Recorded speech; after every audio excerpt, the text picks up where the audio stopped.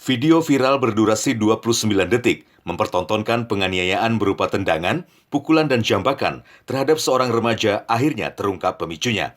Setelah Kamis malam, tim gabungan Polresta Banjarmasin dan Polda Kalsel mengamankan 3 wanita diduga pelaku penganiayaan. Mereka adalah RM, AN, dan FT, ketiganya warga Banjarmasin. Di depan petugas, pelaku mengaku menganiaya korban karena dendam asmara dan dipicu cemburu. Selain sering meminjam pakaian tanpa izin, korban juga sering melakukan kontak dengan pacar para pelaku. Motif dari kejadian tersebut di sini didasari yaitu karena dendam terhadap si korban. Ini kebetulan korban ini adalah teman-teman mereka sendiri.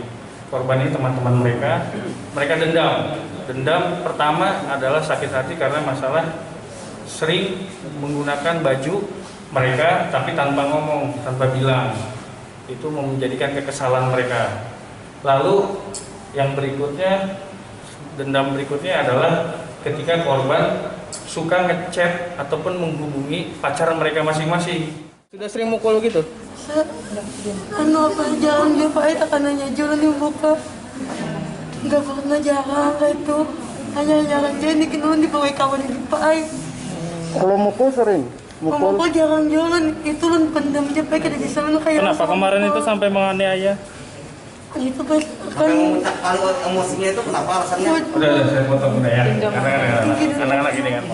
Ketiga remaja putri ini melanggar pasal 80 Undang-Undang RI dan pasal 170 KUHP dengan ancaman hukuman maksimal 5 tahun.